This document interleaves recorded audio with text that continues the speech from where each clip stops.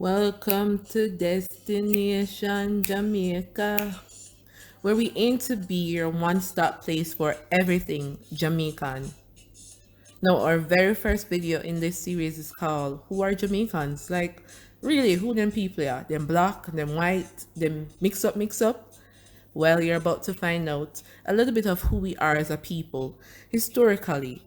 So, let's go back way in time before colonization and slavery. Jamaica was originally called Jamaica, which means land of wood and water. The original inhabitants of the land were called the Arawaks, also known as Tainos, who gave the island this name.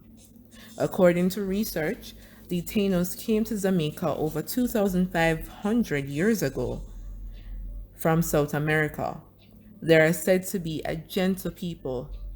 Physically, they had flat noses, broad faces, light brown in skin tone, short and well shaped, with coarse black hair. I'll touch a bit on their culture, but I plan to do another video where I expand on who Jamaicans are culturally. Tainos built villages all over Jamaica, most of them settled on the coast and near rivers. Because fish was a major part of their diet, so they would fish.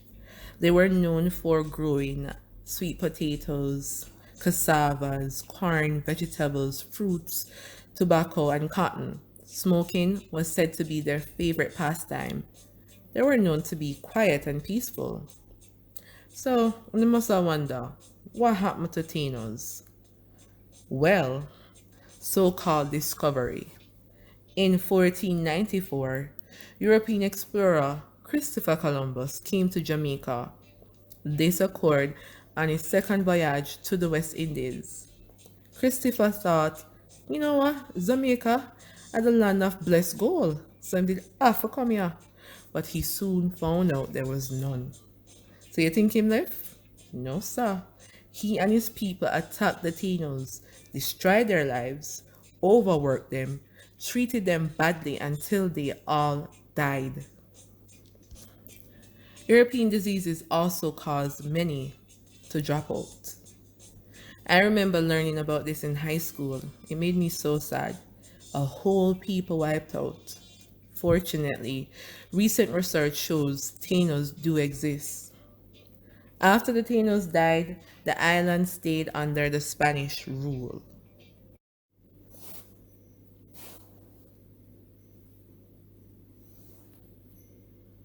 Few Spaniards settled here, and Jamaica served as a supply base for food, arms, men, horses that were shipped here to aid in conquering the American mainland. They had slaves too. 15 years later, the first Spanish colonists came here under the Spanish governor Juan de Esquivel. They set up in the St. Anne's Bay area. The first town was called New Seville or Sevilla la Nueva. The only town that was developed under the Spanish rule, the old capital of Jamaica, which was then called Diego de la Vega. So, what happened to the Spanish? You think them set up and would have be alright? Don't. Nope. The English attacked the Spaniards on May 10, 1655. Admiral William Penn and General Venables led this attack. The Spaniards surrender. I imagine they say in my dialect, Lord, take Jamaica, take it, and take for themselves, Which they did. They freed their slaves and fled to Cuba. It was this set of freed slaves and their descendants who became known as the Maroons. So now, you know what happened? The English were in town. They colonized Jamaica. Within this period, Port Royal became popular. The Spaniards, them never see Port Royal as much, but the English saw it for the greatness it became. Port Royal grew to be the wealthiest and wickedest city in the world at that time. The pirates would bring their loot of gold, silver, and jewels to Port Royal. It was said to be a sinful town. Be a things go on, The greatest buccaneer of all was said to be Henry Morgan. He kept the Spaniards busy defending their coast so that they had little time to attack and recolonize Jamaica. A violent earthquake destroyed Port Royal on June 7th, 1692.